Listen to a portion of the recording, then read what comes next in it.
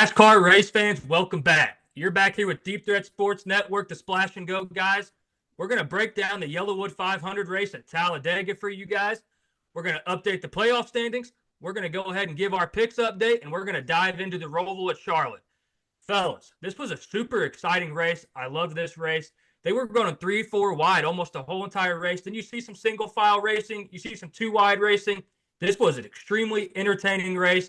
These guys were pushing pace the whole entire time. We did see a little bit of fuel saving, not too much. You kind of noticed it. They didn't really talk about it too much, but you kind of noticed it as these drivers made a push towards the end of the stages, and their lap times were getting better and better. So it kind of gave it away a little bit.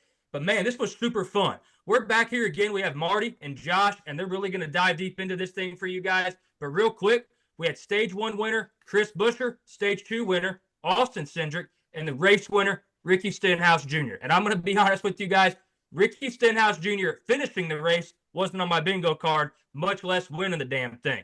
So, Marty, real quick, tell me what you saw in this race a little bit.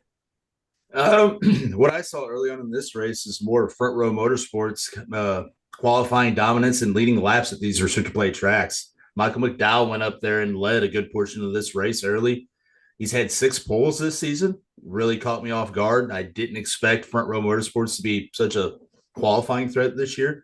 I think 5 of them have been on drafting tracks. The other one, I believe, was at Worldwide Racing Technology or Gateway, whatever you call it there in St. Louis now. But Front Row Motorsports, Michael McDowell in particular, went out, won another pole at these tracks, led laps. I thought that was cool to see. Normally we see the Hendrick, Penske, Gibbs guys up front winning poles and leading these races. It was nice to see somebody else for a while. Speaking of somebody else, AJ Allmendinger led for a good portion of this race late. That was interesting to see. I liked how we had a lot of green flag racing here. And like you said, we had some fuel saving. I think that the broadcast did a good job of kind of hiding that a little bit by saying, oh, yeah, instead of being like, yeah, these people are saving fuel, how they kind of worded it was, wow, our pace is really picking up. Or, we're a half a second lap faster than we were the last lap. And the next lap, they'd be like, all right, we're half a second a lap faster than we were the previous lap. So instead of making it blatantly obvious that these guys were saving fuel, I thought the broadcast did kind of a good job of making you kind of read between the lines. That's what was happening. They weren't necessarily announcing it and showing you all the onboard metrics that they have to prove that. But four-wide racing, I know Steve Letarte mentioned he'd never seen that much four-wide racing in his life. I have to agree. It was pretty crazy. And I think when you have people fuel saving, that's what this kind of opens up on a wide track like this. It gives you not just a third line, but a fourth line to try to get another line moving while other people are trying to save fuel. So I thought that was better how they kind of beat around the bush there a little bit. I wish we still didn't see that, but you never know. Maybe this would just be 2 wide, 3 wide parking lot if we didn't have people saving fuel and get other lines moving. It's hard to say. But also, I want to make one more shout out that I thought was super cool. At one point, both Corey LaJoie and Justin Haley led this race. The 2 drivers that did the swap-a-roo at Kansas, the driver swap, the trade, whatever the hell you want to call it. Both those guys ended up leading laps here, which I thought was another kind of cool thing. Now they're both kind of known for being pretty good restrictor plate drivers, but I thought that was a neat little tidbit. And man, we had a big old wreck in this thing. It was looking like we were going to have a pretty clean race here for a while. I mean, I know Ryan Blaney and Chastain got wadded up there coming to the end of the stage 2, I believe it was. Well, Marty, what did you think about that? Did you kind of place the blame on Bowman for that a little bit, driving through Blaney? I know Blaney seemed pretty pissed off. Chastain seemed a little pissed off. I mean, yeah. Do you feel like that was kind of on Bowman? Well, let me start out by saying anytime you take a hit that hard for both Chastain and Blaney, you're going to be pissed off. Regardless of what happened, it's going to piss you off. I think that this is just a product of stage racing. I really do. I think that this is, you're coming down to the start-finish line right at the end of a stage. I don't think if I'm in the top 10 and I'm trying to gain spots, I don't think I'm going to lift. I really don't. And I think that's why you saw that wreck at the end of the race too. You're coming down to 5 laps. You have a massive push. Are you going to lift?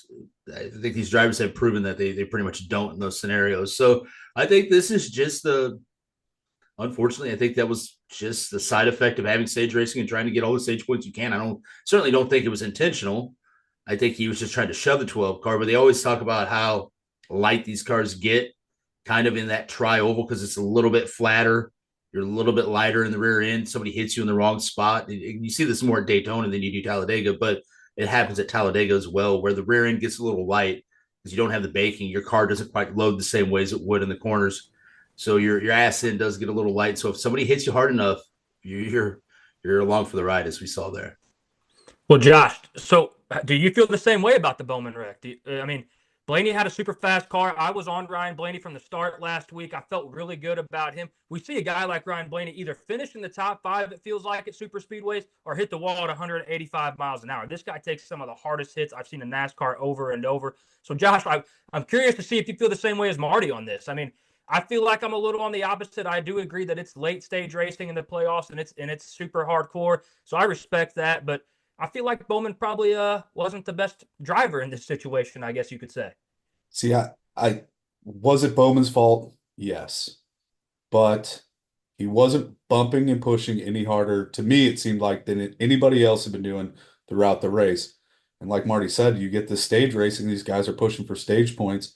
And, you got guys splitting off left and right, and then he ends up bumping the wrong side of the bumper, and Blaney's maybe veering to the left or veering to the right, and Bowman catches that bumper, and that's why he lost him. And I think that's kind of why we saw the big wreck at the end as well. These guys are making a mad dash, and they're moving around, and you're not touching the right part of the bumper. And you could hear guys over the radio, they were talking to each other, and they were talking to the other teams, and they're like, hey, just make sure he stays out of that right side of my bumper. The car's starting to lift and move on me when he hits me there. Everything else he's doing is great. He's helping out. And I think it was Larson and somebody one of the other chefs. It was Larson. It was Larson and forth. SVG. Larson and SVG, because you hear That's SVG right. asking if he's doing the right thing, and Larson was saying, "Right side bad, center me up. Right side bad, center me up." And I think you just at the end of that stage 2, the cars are scrambling to get to those stage points. And I think Bowman just caught him in a bad spot, and it put him into the wall. And we ended up losing the Watermelon Man as well. And I don't think he pushed him any harder than he'd been pushing cars, the whole day. So I can't really get on Bowman for that. So do we just think Blaney wasn't ready for it? I mean, I guess I'm confused. Like how It looked to me like he hit him in the guys, wrong side of the bumper. Everybody was making a move. So you yeah. got cars splitting, and Bowman's getting pushed from the back too. And he's coming up, and I think he just made contact with the wrong part of the car. I don't think it was intentional by any means. And honestly, he didn't hit him that hard because there really was no damage to Bowman's car. So Yeah. Yeah. I saw Bowman in the pits. He was in the pits because right after that, the fuel man dropped the fuel tank out of their pit box, and they were talking about how that could have been a penalty. And I don't think anything came of it, but they showed a pretty good clear shot of the front of his car, and the car looked fine. So I mean, Another thing to remember is you can't see through the windshield of the driver in front of you, really. You get tucked up behind somebody's bumper like that, all you see is rear spoiler for the most part. You might see a little bit through their back window, but you can't tell what's going on in front of you. So a lot of times what happens is the driver will get a shove from behind, and they're going, holy crap, I'm going to cream this person in front of me, but I can't do anything about it. I can't just hit the brakes. If I hit the brakes, they're going to turn me. So you just kind of, I think you get in scenarios where you get such a big push behind you, and you saw this with a big wreck with Keselowski and Cindric and everybody at the end of the race. You get a big enough push, and all of a sudden you get this surge. You could hear it in the engine. You get a surge of RPM. You get this big run, and somebody's directly on your back bumper. If the person in front of you doesn't move out of the way, you don't really have much of a choice.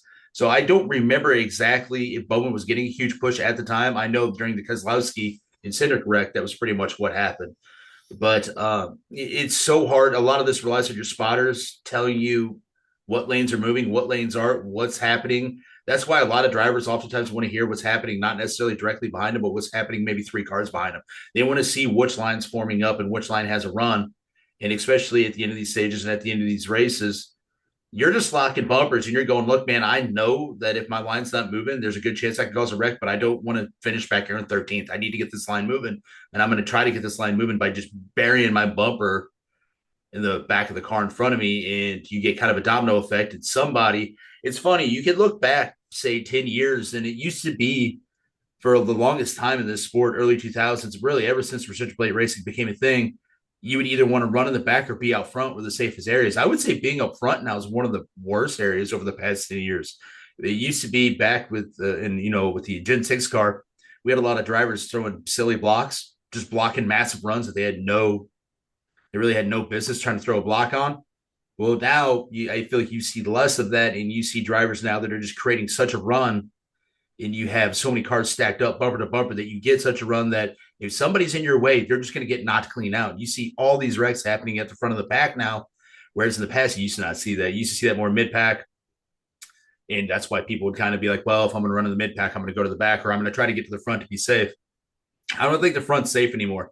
I think the front leaves you in a position to either you're going to be completely hung out to dry if you do throw a block. And I think that's why at the end of this race, we saw Keselowski not throw that block on the high line. I think he figured either that person was going to run him over or they're going to dip down to the inside and they're going to beat me anyways. That's why I think he waited for that middle line to kind of load up, and it ended up, he got his run back. He got close, what was it? 6/100ths of a second this finish. So, I mean, he got close to winning this race doing that move. I know a lot of people are questioning it, but the way that I look at that is if he goes up to the high line right there at the end of the race, the driver on the outside gets that run, they just either wreck him or go to the inside and blow his doors off anyways. So, unfortunately, I think we're at a point now where being at the front of this pack does not make you safe anymore. Well, Marty, you kind of talked about the spotters and how important their role is. And NASCAR did a really good job this week at really focusing on the spotters. And hell, we got like 3 to 5 minutes of actual footage of the spotter talking to their driver. That was really cool stuff. The language they use and their communication.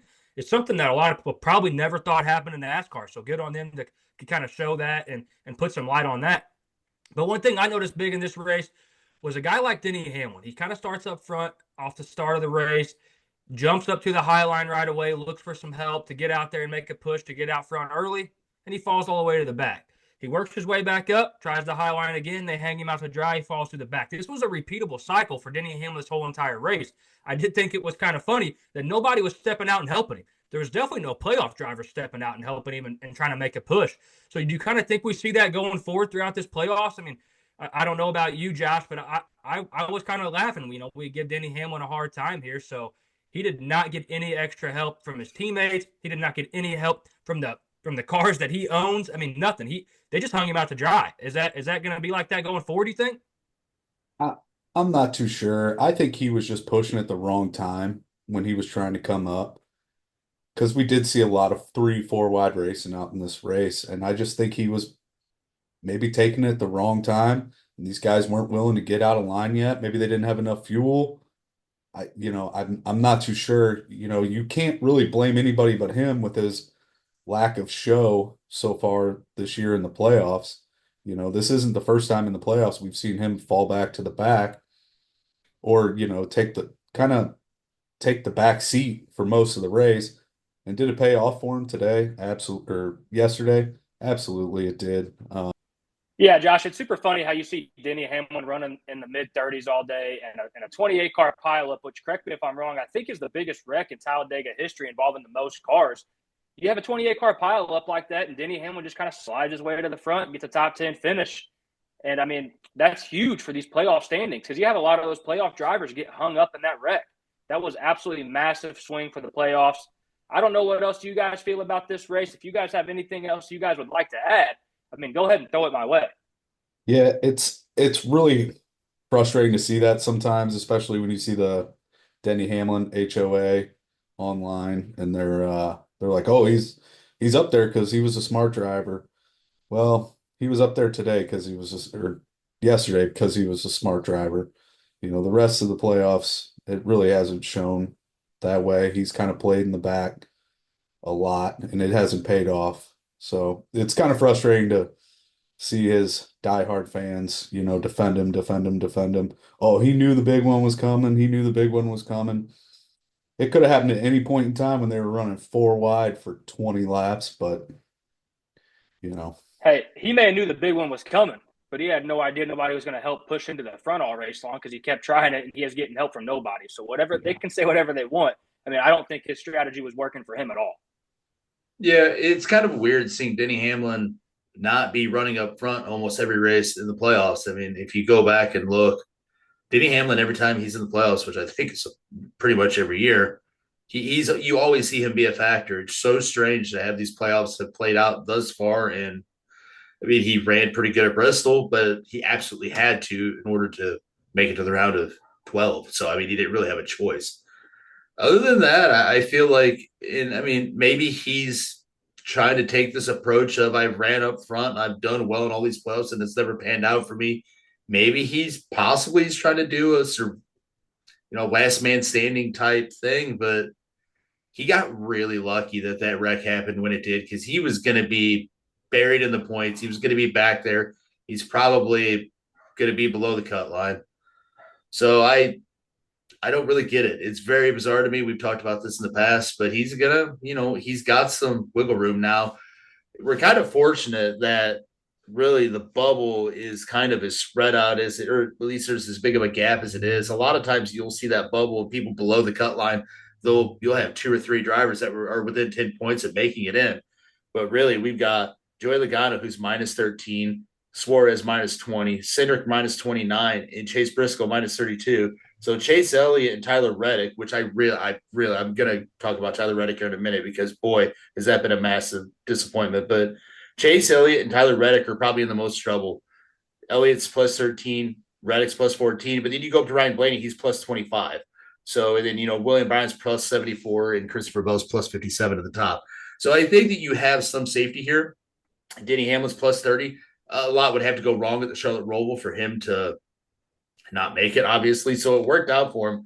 But I really want to talk about Tyler Reddick here, because we are going to a road course. We know he's good at some of these road courses, but man, he was terrible at Watkins Glen.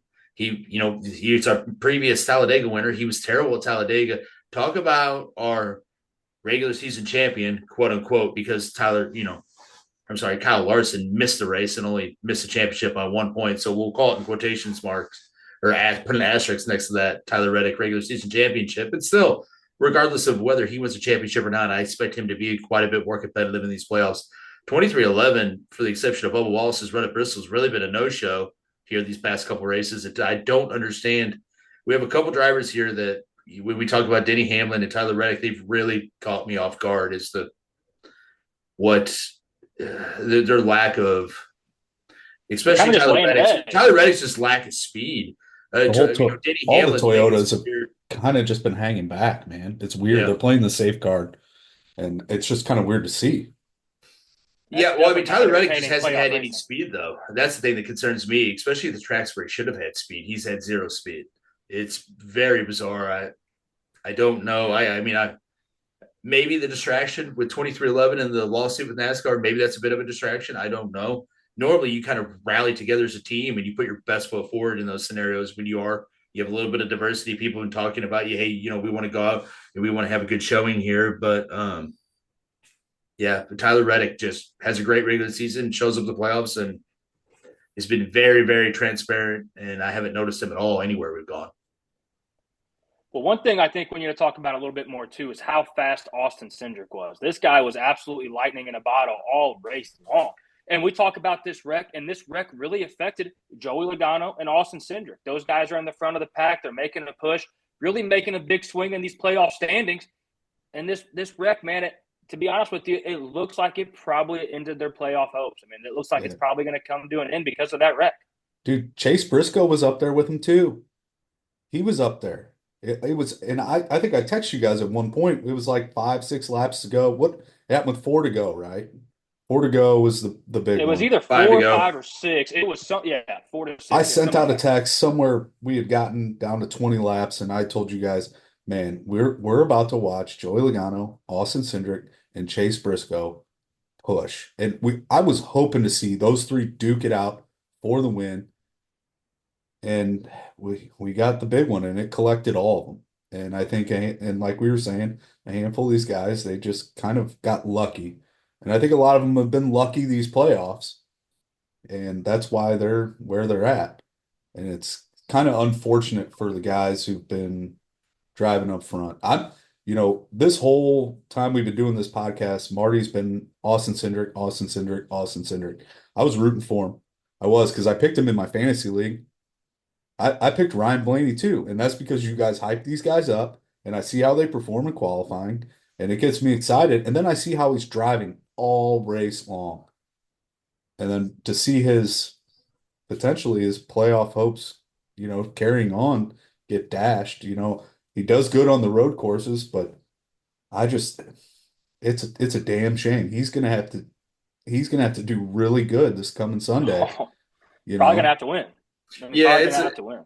it's a yeah, tough pill to swallow when you're the leader and you get wrecked. I mean, but we see this more and more at these play tracks. It sucks, man, that you're the leader. You're supposed to be the one kind of in control here. And boy, he was going to come away from Talladega, even if he doesn't win. He was going to come away from Talladega gaining some valuable points and looking pretty good. And it just unraveled, unfortunately, for him. Josh is right. He's very good at the road course races. But man, Charlotte Roval is just a tough one. It's a tough road course. I can see him going out there. I can see Daniel Suarez as well. And don't forget Chase Briscoe. Chase Briscoe had a great run at Watkins Glen, the last road course we went to. So I mean, let's enjoy Logano. You never know. The dude pulls rabbits out of his hat on a regular basis. So I mean, none of these. Before we dive too deep into that Roval, I don't want you to spoil too much just yet, Marty. Save those picks. I'm just saying, nobody. You can't write anybody off at this point. I know that we have a lot of drivers that are many points below the cut line and need to win to get in, but any of those drivers can win and get in. You know, full disclaimer that they're more than capable of winning at the Roval. I just want to talk too real quick about how Joey Logano. Josh, you texted this. Joey Logano. You said, where in the hell did Joey Logano come from? I think they came out of the pit off a restart, and he was in like 28. He was back there. And all of a sudden, they cut to a commercial, small screen, flip it back on, and holy shit, Joey Logano was in like the top 5. So I just wanted to point that out real quick because he was shot out of a cannon to get back to the front of this racetrack. Well, he had gotten caught up at that end of stage 2 wreck. He got caught up behind Chastain. Yeah. After Blaney got in front of him, and it damaged his car, and he was able to get back in the pits and get the car fixed. And they had, like you said, they had cut to a commercial, and I'm sitting there watching it on the other side of the screen, and they cut to full screen, and I'm like, Logano's in the lead. I'm like, how did this happen? Because he was in the back of the pack. I don't know if he just got him on a restart, and that's what kind of sucks about the split screens. I mean, I complained about the commercials, but at least they had the race on. But I don't even think they were focused on him making that move up during the commercial. So I really don't know how he did it. It was impressive.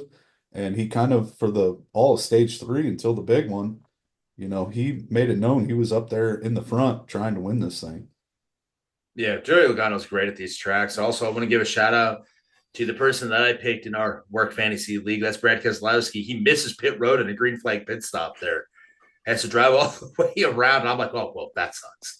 That's just great. He somehow manages to stay on the lead lap and then works his way back up. And really, I thought that he was kind of the catbird seat to win this race there for a little bit. You never know how which line's going to get the momentum on a restart. You know, there's always that. Does your line stack up well behind you? You never know. And I think that's ultimately what led to him not winning. But we had people always ask, so I get this question a lot, and I'm sure you guys do too. You know, when these drivers are saving fuel, why don't you just go and drive out to the front and just have control of this race? Well, then you see come pit road, the drivers, because your bottleneck now in pit road is no longer ripping off 5 lugs and zipping 5 lugs back on, since we have these center hub, whatever you call them, lock, washer, whatever these ridiculous things are, these center hub wheels now. So now your bottleneck's fuel. So that's what takes the most time on pit road. So we saw a lot of drivers that went up and bled early in this race by the time, and then when we got on pit road, they were the ones that were waiting for fuel, and they were buried in the pack at this point. So you definitely, and you saw that also when I think the Hendrick guys came out after a pit stop and they were in the pack, and you heard, I think it was Cliff Daniels, Kyle Larson's crew chief, say, all right, max saving mode. And I think other teams heard that on the radio, and so they really started pushing the pace. They didn't want those people back in the packs in max saving mode to where the next pit stop they could shave 2 seconds off their pit stop. So I guess that's the one good thing, is you can try to push the pace to try to keep this stuff from happening. But that is why drivers do it. You will see drivers that will rocket out to the front and be like, I'm not playing this fuel mileage game. I'm going to lead these laps, try and keep up. And then you go to pit road and you're like, man, what the hell happened? Well, everybody else was saving fuel. So, like you said, Josh, it really is a damn shame. I look back on this race, and I think Ryan Blaney, Austin Cindric, and Joey Logano, all 3 probably had the fastest cars, probably the 3 best set up to win this race. And I don't think any of them 3 finished this race. So it's crazy how that works. I mean, it's It's absolutely wild. But talking about that, let's dive in real quick to our playoff standings after this thing shakes up. And on the cut line, outside looking in, you have Chase Briscoe at 12. He's 32 points back. Austin Cindric at 11. He's 29 points back. Daniel Suarez at 10. He's 20 points back. And while we talk about Daniel Suarez real quick, Josh, you alluded to this a little bit in our group text. Man, NASCAR really took it out of his hands on this one, didn't they? I mean, they really shoved it to him. They never let him have a chance in this race. Yeah, I'm not really sure what happened, why he got penalized. They made an adjustment to the top of the car, the crew did. I don't know if they maybe did something to this aero package they added on there to keep the car from flipping over. And by all means, it worked. You know, the cars weren't flipping. Marty made a good point. The cars didn't flip. My problem with that is that's you implement that midway through the playoffs. We've known it's been an issue all season. We knew it last season. We were making adjustments. This is something that needs to be implemented. And I'm not saying go send these guys out there without implementing this stuff and have them race at Talladega without it. But I don't know exactly what was adjusted after the tech by his crew. If it has something to do with that arrow, then I kind of have a problem with the harsh punishment that was handed out to him, because it's new arrow that you implemented this week, and if they made an adjustment to that, so be it. If they did something else illegal to the vehicle, I haven't really read or seen anything come out exactly what happened. And then you saw when he was coming out of pit and he was getting lapped up, you know, he got into BJ McLeod, you know, and I don't think that was his fault. I think he was getting passed up by all them lap cars, and that car was getting pulled all over the place. And finally he couldn't hold on to it. They never showed us the onboard of it.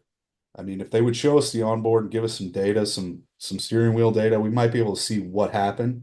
But I don't think he was trying to dip up in there in front of BJ McLeod. I think he knows better than that. I do. You think he was? Absolutely. Dude, the car dipped to the left first. If you watch it went to the left, he had came back up. He had dirty air there, but I think he was definitely trying to shove it in that hole there. Because, I mean, we were running 4 wide all race long, and you didn't really see anybody else's car have that problem per se, where it just jolted to the right. Not saying it didn't, but I think he was absolutely trying to not go. I think he was hoping he would get here. There'd be a quick caution. He didn't want to go 2 laps down. He wanted to stay 1 lap down is what he was trying to do, in my opinion. And BJ McLeod is a good dude. You know, he's a low-budget team. I think he thought that he was going to cut him a little bit of slack there. And I don't think he had time to. I feel like that was self-inflicted. I'm not saying that I blame Daniel Suarez. I think if I'm in his position, I try to do the exact same damn thing, because I want to be the only car in 1 lap down, and I don't want to be 2 laps down, because when the second caution comes out, I want to get my damn lap back. So I'm probably doing the exact same thing. We're lucky that a bunch of people didn't get kind of wadded up in that, but he was dropping like a rock. I don't think that was ever going to work. But you got to try what you got to try. I mean, his season's on the line, essentially, at that point. And, yeah, I think I just don't think he ever had a fair chance, man. No, he didn't. NASCAR just shoved it to him on this one. I agree with what you're saying, though, Josh. I mean, how do you implement this right now? Yes, I also agree, you know, safety precautions and all that good stuff. I mean, that is very important, obviously. But, yeah, man, I mean, mistakes are going to be made when you're rolling out something new right here that most of these teams aren't the most familiar with just yet, because it's brand new. But kind of moving on from that, we have Daniel Suarez at 10th in the standings right now on the outside looking in. He's 20 back. At 9th, we have Joey Logano. He's 13 back. And right now, looking to advance into the next round, we have Chase Elliott at 8, Tyler Reddick at 7, Ryan Blaney at 6, Alex Bowman at 5, Denny Hamlin 4, Kyle Larson 3, Christopher Bell 2, William Byron 1. How do you guys feel like this is shaping up? I mean, who has to make a move right now? Obviously, those 4. I mean, is there any chance those 4 guys on the outside looking in can make it? Is it win only at this point, or is there still things that can happen for them? I think if they don't win it, a whole lot of people above them in the playoffs are going to have to make mistakes. That's the only way it boils down. You know, they're all great drivers. I also, going into Charlotte, you really can't count Chase Elliott out. You know, he has 3 wins here at the Roval. You know, he's dancing on the line. I do think Austin Cindric's going to have to do very well this weekend, and because I want to see him move on. I'm not too sure about Briscoe. Logano, I've been fanboying for him this whole time, but I don't know how he's going to fare this weekend. Hopefully he does well, but we really haven't, like you alluded earlier, Marty, we really haven't seen a lot of playoff drivers helping each other out throughout this. I think Joey Logano's going to have to rely on himself for this weekend. Yeah, and he can do it, certainly. I really do. I mean, 13 points back at a racetrack like this, where we've seen a lot of people have trouble at over the years. I think most of the pressure going into this race, in my opinion, the most pressure is on Tyler Reddick. Tyler Reddick, if he goes back and starts running in the 20th, then yeah, it's easy for Joey Logano running up in third to make up these points and transfer to the next round. I think that Tyler Reddick, he's got to find a way to have momentum. I just haven't seen any of it. Now, Chase Elliott's had a good playoff. Chase Elliott just doesn't have all the wins and maybe all the stage wins that some of these other drivers have. I think it's a little misleading him being plus 13. This wreck late in this race at Talladega hurt him quite a bit. With Chase Elliott, I fully expect to go here and run fine at the Roval. I expect him to be in the top 10, absolutely, at all points throughout this race. Now, where it might get a little bit hairy is people flipping stages. Will you, as a driver, stay out to get those stage points, or will you flip that stage to try to be in better position after the pit stops at the stage break? Boy, it's tough for a crew chief. If you were on the bubble and you're a crew chief at this next race at the Roval, you've got some tough decisions to make, and I don't envy them at all. So, but man, Tyler Reddick, I can't believe we have seen I know I'm harping on him a little bit, but I expect him to do well. He's a good driver. That team is a good team. I expect them. Did it surprise me that they won the regular season championship? Halfway through the season, no. At the beginning of the season, maybe, yeah. But man, they really, in my opinion, solidified themselves as a competitor. And he needs to go out here and execute at this road course. Or I think out of everybody who's currently in the top 8, I think he has the least amount of momentum.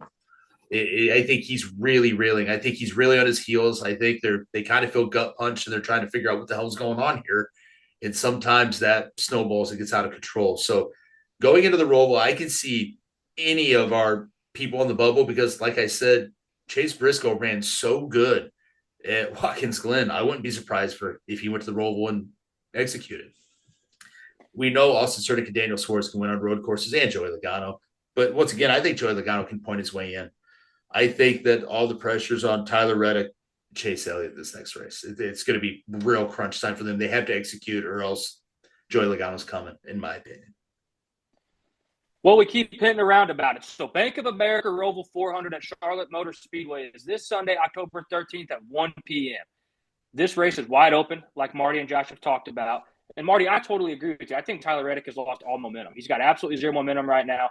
The only other driver that I think might have as little momentum as him is Denny Hamlin. Denny Hamlin in the 4, like Josh was talking about the Talladega race, running in the back all race long and kind of gets lucky and finds his way in the top 10. I don't feel like he did anything spectacular to deserve that. So I don't really necessarily think he gained momentum off of that. I think maybe he just, fell in some shit and pulled out a diamond. I mean, it happens sometimes. I mean, that's just the way it shakes out. But the Roval, this is an interesting track. It's got 17 turns.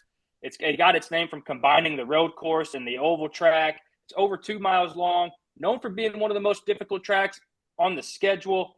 We look at Blaney, Elliott, Larson, Bell. Those are all your playoff drivers who have won here in the past. And fellas, I think this is really going to shake up and be an interesting race. This is really going to be some super hardcore racing. I don't know how you guys feel. I mean, what are you kind of on the lookout? Is there something in particular that you're watching for from any of these drivers to kind of make their move? I don't know about driver wise, but I will say this about the Roval. This is a hell of a race to have rounding out the round of 12, man.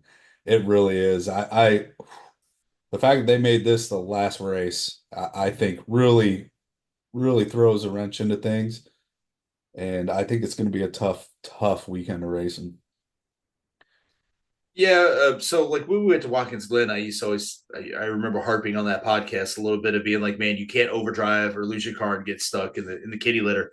Here, we've seen a lot of drivers that have shortcut certain parts of this track and have gotten black flagged for it.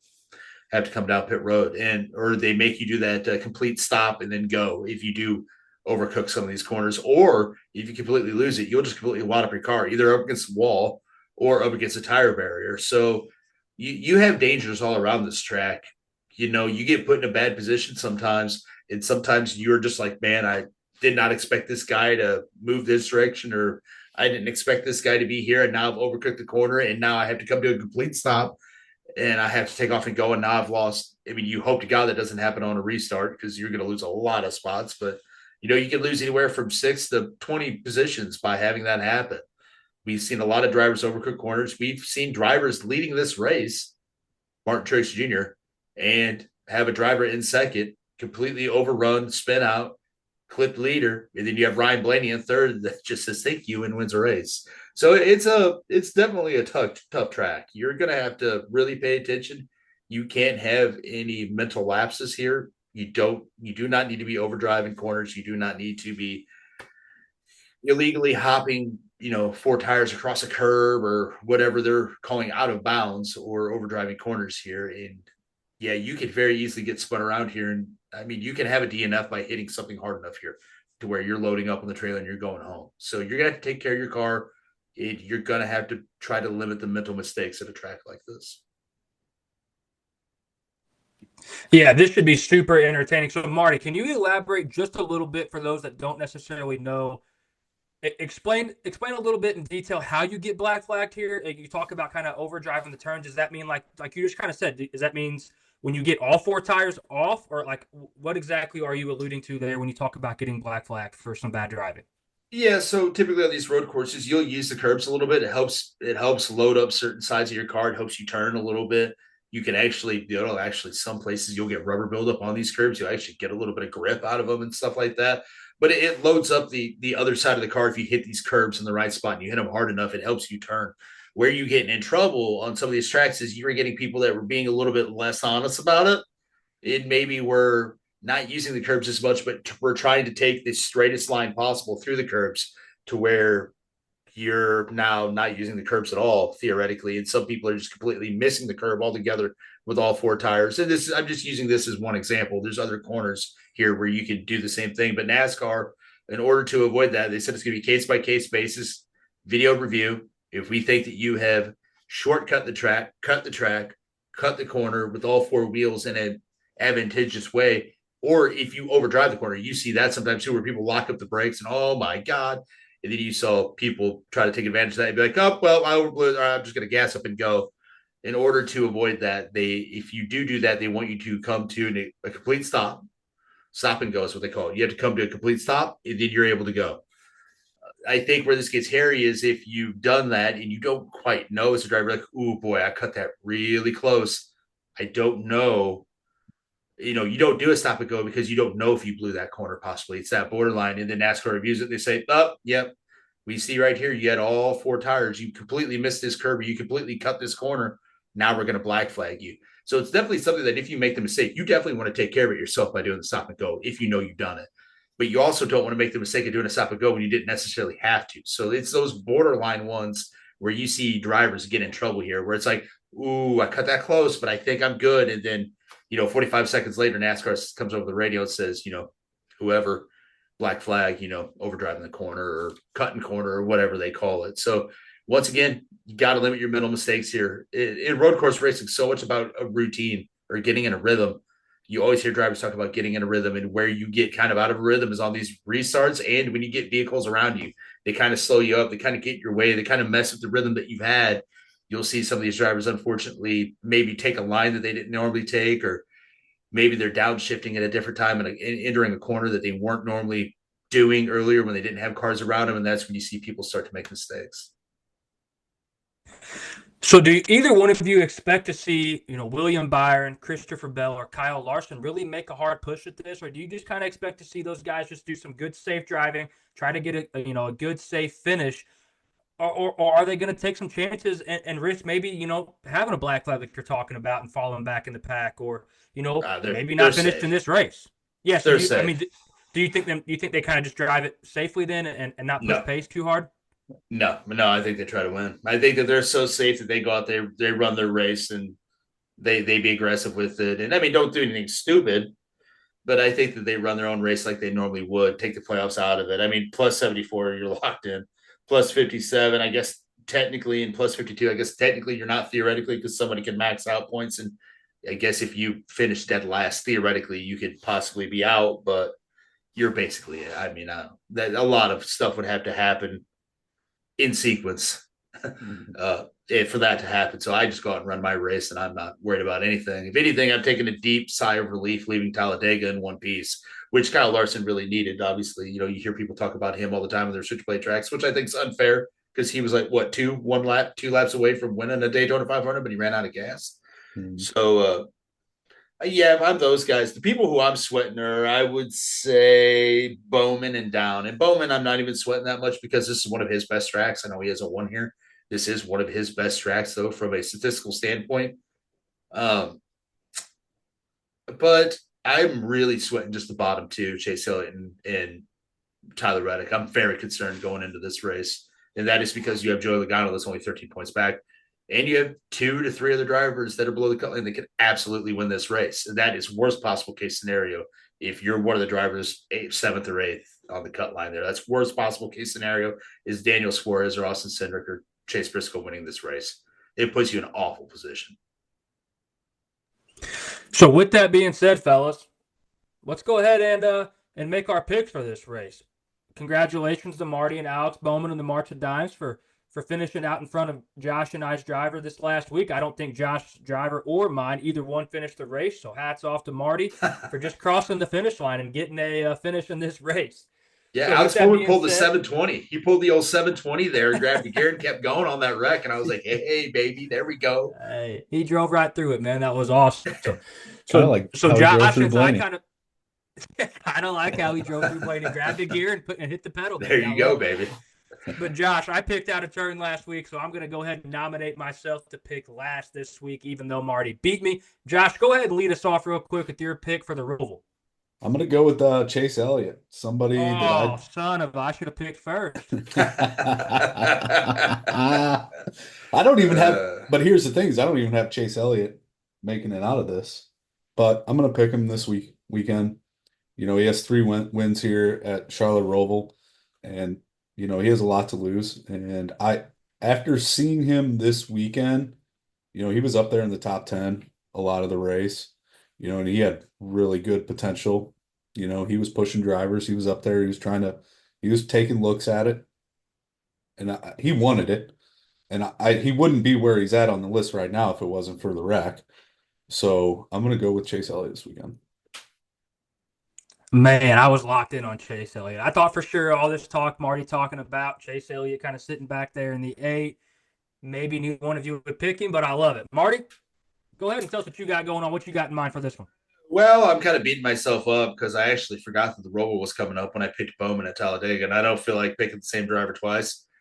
So I feel like that was kind of a knuckleheaded move. But you know what? I'm going to ride with old boy who's got momentum here, or not necessarily momentum, but screw it. Even though he didn't finish well, he still has momentum. I'm going to go with Austin Cindric. He's a great road course driver.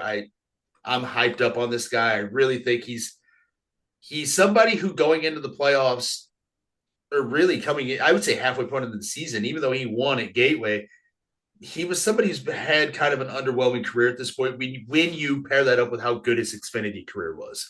If he's just some regular rookie, though, I don't think he's necessarily having a rough career up to this point. But with how much upside he showed in the Xfinity series, I think hopes were set so high that people kind of maybe have been a little less than impressed or let down a little bit by him. So I think that this is really his coming out party right here, these playoffs. I think he's really, that team's really looking good. And it gives me, it makes me really look forward to see what he could do next season, starting off fresh with a lot of momentum, proving that they have speed at a lot of these tracks. Now, granted, we've had a lot of drafting and road course tracks in these playoffs up to this point. I think that Michigan and Bristol were 2 of his, up until yesterday, I think, were 2 of his worst, or some of his worst finishes in the playoffs. But he's showing up to places like that with more speed, in my opinion. I noticed him more at those tracks where he typically doesn't have speed. So I'm going to ride with Austin Cindric. He has to win. Kind of a risky move because sometimes the drivers that have to win they'll be on the last lap and they'll make a move that never works out and they end up finishing 32nd. So, but I'm going to ride with him. I've been impressed with him so far, and I think he's got to get a road course win here at some point. So. Yeah, the number 2 discount tire cars looked really good all season long. Really impressed with what he's brought to the table this season. So I'm going to throw a curveball here, fellas. I was the Chase Elliott from Josh kind of knocked me off my heels a little bit. I was going to pick Tyler Reddick as my backup, but I think I'm going to pivot from that too. I'm going to go to a guy that I don't even have making it out of this round. You're not going to see this coming. I'm going to pick Daniel Suarez, man. I'm going Daniel Suarez here. I think he can kind of shape up okay at a road course like this. You know, this sets up better for him, I think, than a Talladega race for him on the final race of this, elimination round. So I'm going to take Daniel Suarez. I think he can come out, drive a little pissed off based upon what happened to him last week. Kind of feels like NASCAR took his chances. I think he bites down. Marty, like you said, it is nerve-wracking taking a guy like this because they have to make a move, and sometimes it does cause them to make the wrong move. But in this situation, Suarez has impressed me all season long. Suarez has led me to a fantasy NASCAR championship in a NASCAR league I'm in solely because of him. I'm going to ride this, man. Number 99, Daniel Suarez. Come get the job done, baby. Who would have thought at the beginning of that race when you see Daniel Suarez have to come to pit road, take that penalty, and then get wadded up a little bit? Who would have thought that Austin Cindric would have left Talladega with less points than him? Right at the start of that race, I would have thought, well, okay, Daniel Suarez will be, in 12th at the end of this race, and Briscoe and Cindric and everybody else will at least be one spot above him. Not wrong, especially Austin Cindric up there leading laps and showing his speed. I didn't see that coming, but yet here we are. Daniel Suarez is only 20 points out of this thing. So it's just funny how these things work sometimes. I just can't believe I'm picking Daniel Suarez. I didn't think that was going to happen this week either, but hey, here we are. Hopefully NASCAR doesn't. Josh, you look like you don't like it. No, there's at least there's somebody rooting for him. I like him as a driver. This, that, and the other. It's just, NASCAR chopping his legs out from this weekend really was kind of upsetting. Yeah, it's tough. It's tough to take it out of somebody's hands. I need to look and see what was done to the car before I start jumping to conclusions. But I don't think many of us NASCAR fans are happy with NASCAR and the France family right now. But that's a conversation for another time. But and when I see a playoff driver like that, nobody. Beginning of the season, nobody really saw him making his way in, or okay, well, he's not somebody you pick before the season starts to make it into the playoffs. If we're going to make our picks, he's probably not going to be on many people's list. Even though he won Atlanta, it was 3 races in.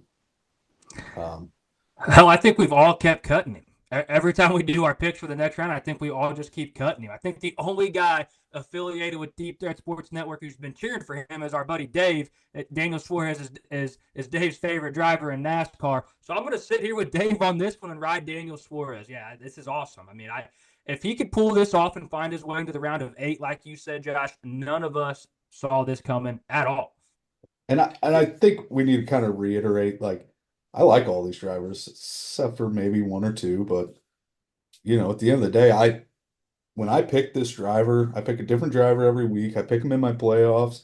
I pick him for our fantasy, and I'm rooting. And every week it's a different driver I'm rooting for, and I like these guys. I like seeing the interviews. I'm never really rooting against anybody. So, I like to talk a little shit here and there, but, I'm rooting for all these guys. I thought for sure you were picking Joey Logano. You know who we haven't really talked about at all here, fellas? Ricky Stenhouse Jr. won this race. We're talking about all these drivers. And we have talked, or at least me personally, I've talked so much shit on Ricky Stenhouse Jr., especially during the Austin Dillon debacle. Everybody talks about how egregious what Austin Dillon did, which it was, but nobody was talking about how Ricky Stenhouse Jr. right in front of the leader dumps Brian Priest, and they're not even racing for position. That causes that whole scenario to happen in the first place.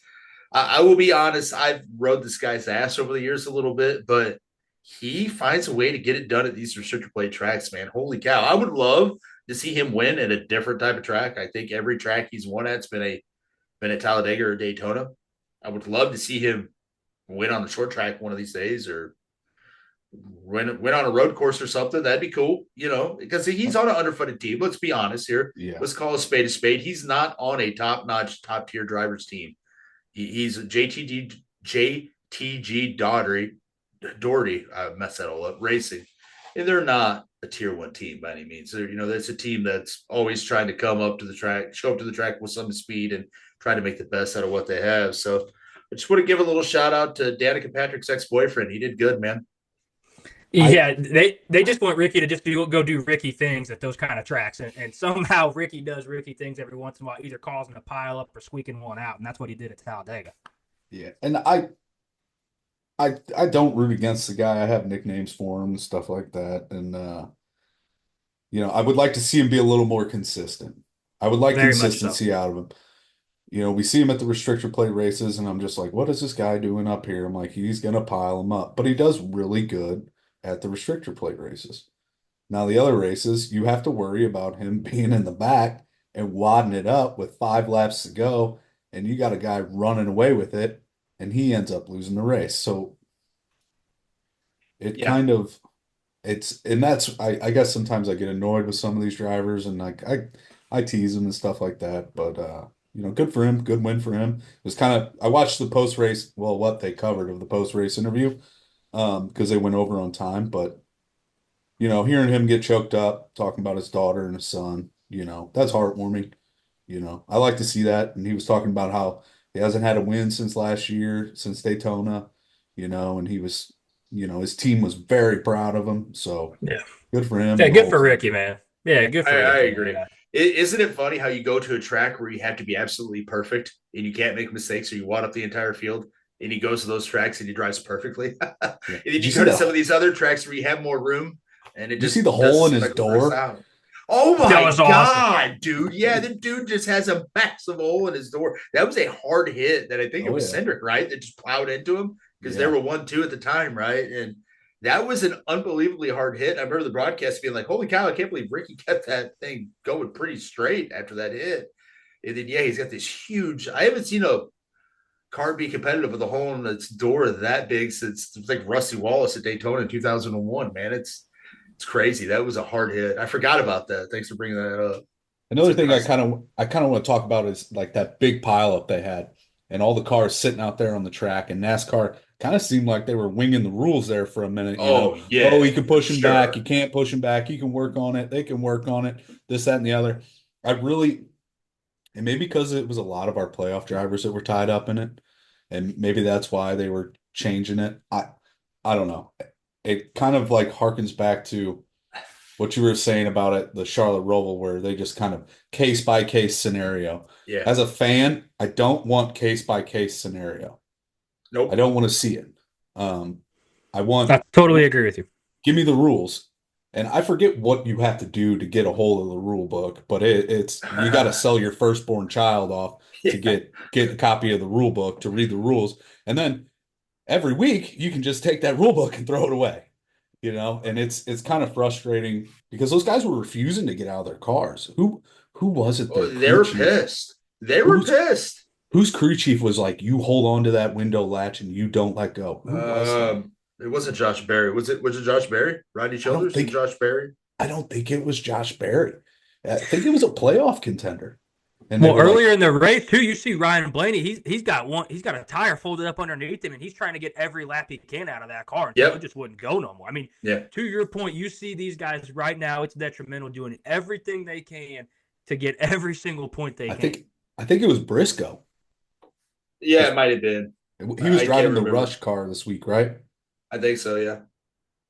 Yeah, and his crew chief, I'm pretty sure it was him, don't quote me, but they were like, they're like, put your hand over that window net latch and do not let them open that. We are being told by NASCAR they can push you back. Yeah. So once your window net comes down, it's over. Yeah. Where's the communication between NASCAR and your emergency response teams down there. Josh, I on don't the know if track. NASCAR knows the rules half the time. I'll be real honest with you. I think this case by case basis. I think depending on who you have at race control at what time and whoever makes eye contact with whoever, they're just like, he's out. Yeah, I don't think they know. We're about to go down a rabbit hole, and we are. Well, I mean, didn't you hear? I think it was Steve Letarte, or I don't remember who, was just like, this is going to be extremely controversial because they've towed these two back to pit road and they're allowing them to work on their car. So apparently there are certain problems you're allowed to have with your car that you're allowed to fix on pit road, and apparently there's other things that if you're towed back, you're just screwed. So I guess when Ryan Blaney didn't have any steering at Watkins Glen on lap 1, he could just go F himself. Whereas, somebody who has a broken toe link, they could go back to pit road and possibly fix it. But how in the hell are they making that call when the car's sitting out there in the grass and you're towing them back? How do you know if they have a broken toe link or what the hell you have wrong with that car? How do you know? Does that official on pit road know exactly what's going on underneath that car? Does he have the team's communications? No. It's buried in the grass, it's buried in the grass, and you can't tell what's wrong with it. Exactly. So who's making these decisions? Who gets to say? Hey, they used to work at the local tire shop. No shit. Joey Logano made a good point. He was like, they could put this air jackie system on the back shocks. He goes, that doesn't do anything for me when I'm in the grass and my fronts are flat too. He goes, all it does is nose the car down. Yep. He's like, put an interliner in is what he said. Yeah, put an interliner, and he's like, I'm going to stop. I'm going to stop because there'll be repercussions for him talking about it. Yeah, NASCAR gets their feelings hurt. They get their PP spanked. The drivers do if they do too much. How many times does what's his name have to come out and have a what's the NASCAR rep that is always Elton Sawyer, competition director? Sawyer's coming out every week. Director. He's having to come out every week after the race and explain what happened.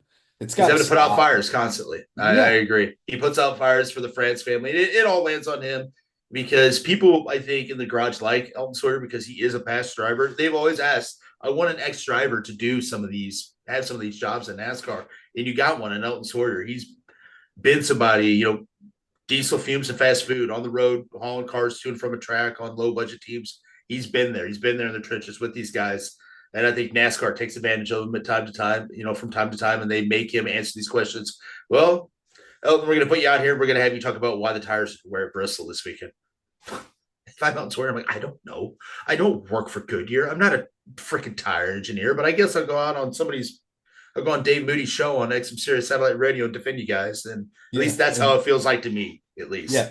Write your hate comments to me. Tweet at me. Yeah. I'll be the face of it. And it sucks because, like you said, he's a past driver, and that's what the drivers want out there. But I think the rule, they were trying to explain it over the air. If it was a control arm, they could replace it. But if it was a toe link, they couldn't replace it. They can replace toe links. I know because I've seen them replace toe links on pit road before. Yeah. I think if it's a control arm, you can't because it's a major suspension part or some shit. Okay. It's so confusing. I can't keep track of it, and I don't miss a race. So it would be nice. And I know that there's crew chiefs that are sitting there wondering the same thing we are. Like, what in the hell do I have to do to be able to get my car back to pit road and work on it, man? 28 cars were in this wreck. If you could go out there and run one or two more laps, you were picking up a plethora of positions over some people. It was a big deal to be able to work on your car and get it back onto the track because it was going to be an overtime finish. Yes, and that's exactly what it was. 2 or 3 more laps would have got you to the finish. Yep, it would have been a big deal. All right. Well, hey, now that we just had a good rant for you, that could fall under our too fast exiting title. That was perfect stuff right there, fellas. Hey, I love the passion. I love the breakdown. I love you guys getting fired up. I just like sitting back and watching you guys go on a rant about NASCAR and some of these rules here. But hey, real quick, we have one more thing to talk about before we get out of here. Marty, Josh, how do your final 4 picks look? Mine look pretty good right now. I have Larson, Bell, Byron looking pretty safe. I do have Reddick, and he does not look great right now. He needs to find it. Like Marty said, he's lost all momentum. So, fellas, tell me how your final 4 looks real quick. Mine looks great. I have no complaints because I have Christopher Bell. I have Kyle Larson.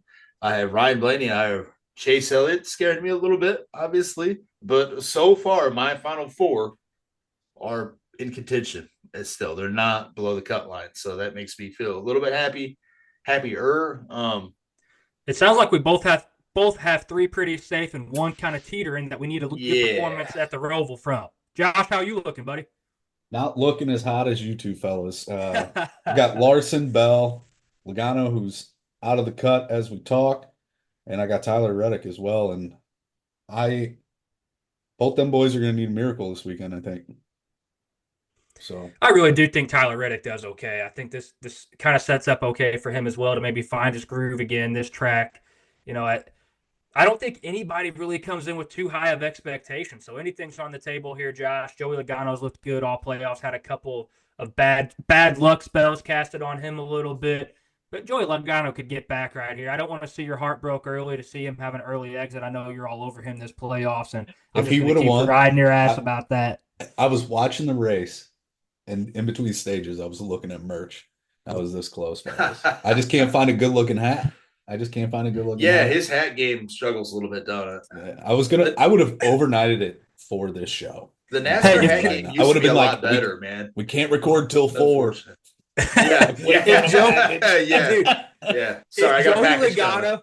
If Joey Logano would have shot it from the back and won this race, I would have turned my phone off because Josh would have had plenty of colorful messages from Marty and I. Oh yeah. But hey, fellas, we did kind of dive deep in a rant that kind of fulfills our too fast exiting. If you guys have anything else you want to add real quick on our too fast exiting segment, go ahead and throw it at me. I don't have much. I have a small complaint from Lee Diffie a little bit. He was wearing the Sammy Smith, Austin Cindric being in 12th, winning the race comparison out. I felt like it was every 15 laps and the only thing he was bringing to the table in this race.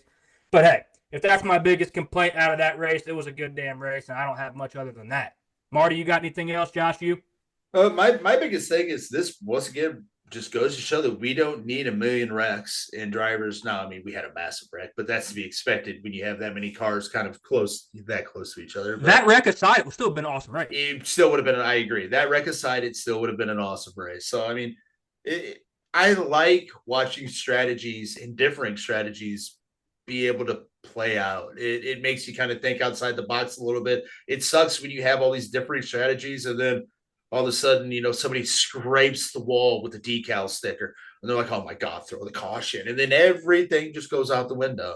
So, my biggest thing on too fast exiting is these drivers got to drive. I really enjoyed watching it. And I think that having 4-wide racing for that long just proved how good these guys really are, because I'm telling you, I could barely do that in rush hour traffic, let alone 190 miles an hour, man. That was impressive to watch. I thought the drivers really got to show off their skill this weekend, and it was pretty cool to see, because I've seen 4-wide racing before, but I don't think that I've seen stacked up lane lap after lap 4-wide racing like that in quite some time. That was pretty. It was impressive.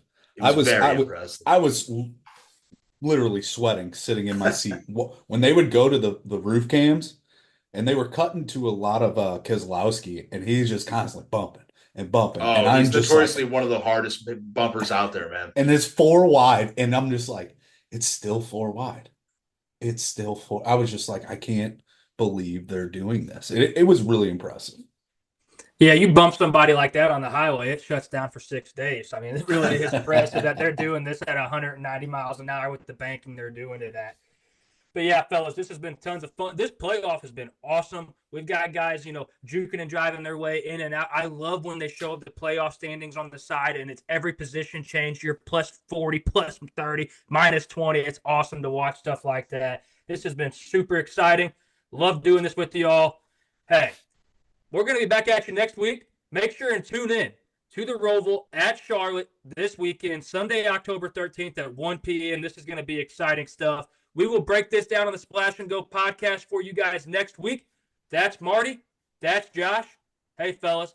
Until next time, peace. See you, fellas. See you.